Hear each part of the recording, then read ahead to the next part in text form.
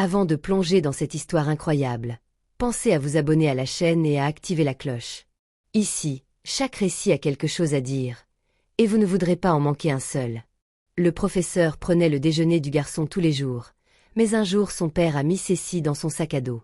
Chaque midi, dans la petite école du quartier modeste où Malik vivait, Monsieur Lemoine posait délicatement un petit sac en tissu sur le bureau du garçon. Ce sac contenait un repas chaud, préparé avec soin, souvent simple mais toujours réconfortant. Une soupe maison, une tranche de pain, parfois un fruit. Malik, 10 ans, était un garçon silencieux et réservé, un enfant qui semblait porter en lui un monde qu'il n'osait pas dévoiler. La vie de Malik n'était pas facile. Son père, ouvrier à l'usine, travaillait 12 heures par jour, parfois plus, pour joindre les deux bouts. La fatigue marquait ses traits, et l'inquiétude aussi.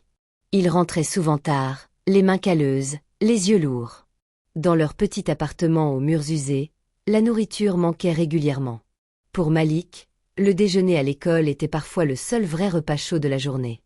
Monsieur Lemoine avait remarqué depuis longtemps ce regard fuyant, cette ombre de fatigue qui s'accrochait au visage de Malik. Un jour, voyant que l'enfant mangeait à peine, il avait décidé d'agir. Sans en parler, pour ne pas le stigmatiser ou l'humilier, il avait commencé à lui apporter un déjeuner. Ce geste, discret, presque invisible aux yeux des autres, était pour lui une manière d'offrir un peu de chaleur dans la journée froide du garçon. Mais ce jour-là, alors que Malik se préparait pour l'école, son père glissa quelque chose d'inhabituel dans la poche intérieure du sac à dos. Ce n'était pas un sandwich, ni un fruit, ni une boîte de conserve. C'était un objet chargé de silence et de souvenirs. Une vieille montre en or, ternie par le temps. Une montre qui appartenait à son propre père, le grand-père de Malik, un homme qu'il avait toujours admiré mais dont il avait rarement parlé, comme si cette mémoire était trop fragile ou trop douloureuse à partager. Lorsque Malik ouvrit son sac à dos pendant la récréation, ses doigts frôlèrent d'abord la montre, puis la sortirent lentement. Il sentit le poids du métal froid, et ses yeux s'agrandirent en découvrant l'inscription gravée sur le fond. « À mon fils, pour que le temps ne t'oublie jamais. » Ce message, simple mais chargé d'une émotion profonde, résonna en lui comme une voix venue du passé. Malik, qui ne connaissait pas beaucoup son grand-père, sentit soudain une connexion mystérieuse, comme si ce cadeau brisait la distance entre les générations, comme si le temps suspendait un instant son cours. Tout au long de la journée, Malik ne quittait pas la montre des yeux. Chaque tic-tac semblait murmurer une histoire oubliée, des mémoires invisibles qui lui parlaient d'amour, de lutte et de patience. Lorsqu'il croisa le regard bienveillant de Monsieur Lemoine, il sut qu'il pouvait enfin s'ouvrir, dire ce poids qu'il portait en silence. Petit à petit, Malik commença à parler. Il raconta comment son père travaillait jusqu'à l'épuisement, mais rentrait toujours fatigué, le cœur chargé d'inquiétude pour sa famille. Il expliqua que son grand-père, autrefois homme fort et autoritaire, luttait maintenant contre une maladie qui effaçait peu à peu ses souvenirs, laissant derrière elle un vide difficile à combler. Monsieur Lemoine comprit que ce repas chaud n'était plus seulement une aide matérielle. C'était un pont, une lumière fragile dans la solitude de Malik et de son père. Il réalisa que le véritable défi ne se limitait pas à nourrir le corps, mais à réchauffer les cœurs et à tisser du lien. Avec cette nouvelle compréhension, il décida d'agir autrement. Il commença à organiser des rencontres régulières entre élèves et familles, créant un espace où chacun pouvait partager, écouter et trouver du soutien. Petit à petit, l'école devint un lieu d'échange et de solidarité, où la chaleur humaine réparait les blessures invisibles. Au fil des mois, un lent changement s'opéra chez Malik. Le garçon qui autrefois marchait tête baissée, les épaules voûtées sous le poids de ses silences, se redressa peu à peu. Chaque matin, en attachant la vieille montre à son poignet, il sentait qu'il portait bien plus qu'un simple objet. La montre, un peu trop grande pour son bras frêle, semblait absorber toutes ses peurs et ses doutes, comme un talisman protecteur contre l'incertitude du monde qui l'entourait. Cette petite montre en or terni devint son repère, un lien vivant avec ses racines, avec le passé de sa famille qu'il apprenait à connaître doucement. À l'école, son regard s'éclairait, son sourire, d'abord timide, s'élargissait.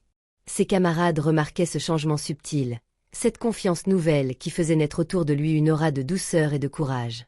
Mais ce qui avait commencé comme un simple geste, un repas chaud discrètement apporté par Monsieur Lemoine, dépassait désormais le cadre de l'école. Une chaîne de solidarité s'était tissée, invisible mais puissante, entre les familles du quartier. Des voisins s'étaient mis à échanger des repas, des conseils, des mots gentils. Chacun apportait sa petite pierre, réchauffant un peu plus les cœurs fatigués de cette communauté. Chez lui, Malik retrouvait un père moins fermé, plus présent. Chaque soir, le regard fatigué mais fier de son père croisait celui de son fils, et la vieille montre devenait comme un langage silencieux entre eux. Le silence qui pesait depuis si longtemps dans leur foyer semblait s'effriter doucement, laissant filtrer la lumière d'une complicité naissante. Un soir d'automne, alors que la lumière dorée du couchant filtrait par la fenêtre et que le fracas des voitures s'était apaisé, ils étaient assis côte à côte autour d'une soupe maigre, partagée avec une simplicité humble. Malik, le cœur battant, osa enfin poser la question qui lui brûlait les lèvres depuis des semaines, peut-être des années. « Papa, tu avais peur de grand-père » Le père sursauta presque, les yeux cherchant ailleurs, comme pour éviter ce souvenir trop lourd. Puis, dans un souffle, il répondit, sa voix tremblante d'émotion et de fatigue. « Oui, Malik. J'avais peur. Grand-père était un homme dur, très dur. Il ne montrait jamais ses sentiments. Il exigeait tout, sans jamais expliquer pourquoi. Mais, il aimait la famille, d'une façon qu'on ne comprend pas toujours. Il ne savait juste pas montrer son amour autrement que par la discipline. » Le silence qui suivit fut chargé d'un poids ancien, mais aussi d'une tendresse cachée. Malik sentit un lien se former, fragile mais réel, entre eux.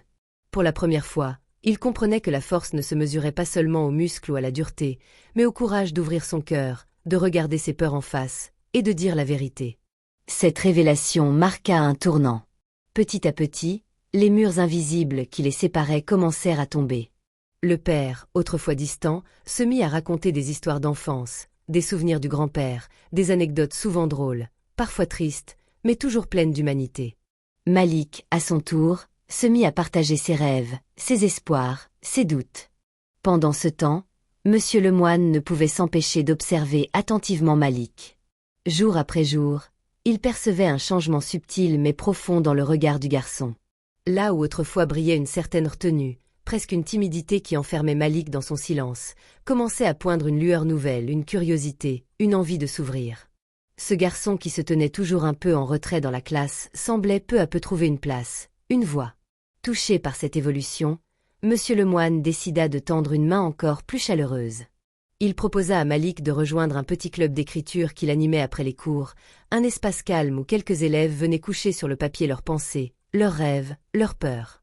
C'était un lieu d'expression, de liberté, loin des contraintes du programme scolaire. Au début, Malik était hésitant. Il avait toujours cru que les mots étaient un terrain dangereux, un monde où il risquait de se perdre ou d'être jugé. Mais très vite, il découvrit une vérité différente. Il pouvait enfin poser ses émotions, ses histoires intérieures, sur la feuille blanche, sans crainte. Les mots devinrent des fenêtres ouvertes sur son âme, un refuge où ses rêves prenaient forme. Il écrivit ses premiers poèmes, simples mais sincères, sur la solitude, sur le poids du silence, sur cette petite montre d'or qui ne le quittait jamais. Dans ses récits, la montre prenait vie, devenait une sentinelle du temps, un pont entre les générations, un témoin des espoirs et des combats transmis de père en fils. Chaque phrase vibrait d'une douceur mélancolique, d'un appel à la compréhension. Monsieur Lemoine, de son côté, trouvait en Malik une énergie nouvelle. Après plus de 20 ans d'enseignement, il ressentait parfois la fatigue, le poids d'une routine qui éloignait des vraies raisons de ce métier. Mais avec Malik, il retrouvait la passion première, celle d'ouvrir des portes, de révéler des talents cachés, de bâtir des ponts humains. Un jour important arriva. Lors d'une réunion parents-professeurs, devant toute la classe et plusieurs familles réunies, Malik prit la parole. Le silence tomba dans la salle, suspendu à ces mots. Sa voix tremblait légèrement, mais il parla avec une honnêteté et une force qui touchèrent chacun au cœur. « Cette montre, ce n'est pas juste un objet, dit-il lentement. C'est le temps qui passe, bien sûr, mais c'est aussi le temps qu'on se donne pour s'aimer, pour se comprendre. Je veux que mon père sache que je suis fier de lui, même quand il est fatigué, même quand il semble loin. Parce que je sais qu'il fait tout pour nous, pour moi. » Un frisson parcourut la salle. Le père de Malik, présent sans bruit dans un coin, sentit ses yeux s'embuer. Les autres parents échangèrent des regards chargés d'émotion. Certains reniflaient discrètement, d'autres souriaient avec une admiration nouvelle pour ce garçon qui venait de briser les barrières du silence. Cette prise de parole devint un catalyseur. Peu à peu, d'autres familles s'ouvrirent, racontant leurs propres histoires, partageant leurs difficultés, leurs espoirs. La petite école, autrefois un simple lieu d'apprentissage, se transforma en un véritable foyer de solidarité et de respect. Les enfants et les parents découvrirent la force de l'écoute, la puissance du partage. Et toujours, la montre d'or brillait doucement au poignet de Malik, rappelle silencieusement que, même dans la dureté du temps, l'amour et la transmission demeurent les trésors les plus précieux que l'on puisse recevoir et offrir. Quelques années s'étaient écoulées depuis ce premier déjeuner partagé. Malik n'était plus ce garçon timide et silencieux que tout le monde connaissait. À 16 ans, il avait grandi, non seulement en taille, ses épaules s'étaient élargies, sa voix s'était affirmée, mais surtout en confiance et en maturité. Il portait toujours la montre au poignet, même si le métal doré avait perdu un peu de son éclat, marqué par le temps et les petits chocs du quotidien. Cette montre n'était plus seulement un objet, elle était devenue un témoin silencieux de son parcours, un lien tangible avec son histoire familiale, un symbole de résilience.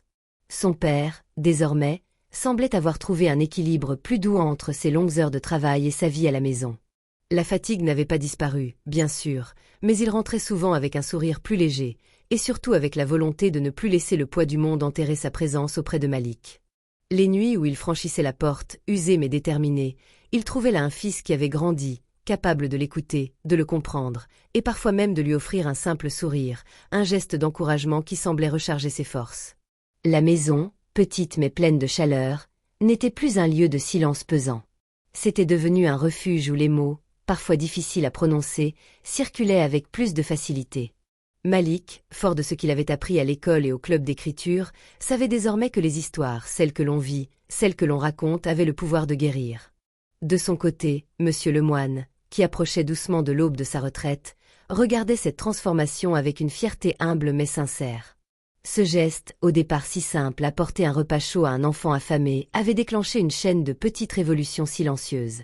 L'école s'était peu à peu métamorphosée en un lieu d'entraide, un espace où chaque enfant pouvait trouver un peu de chaleur, de reconnaissance et de compréhension.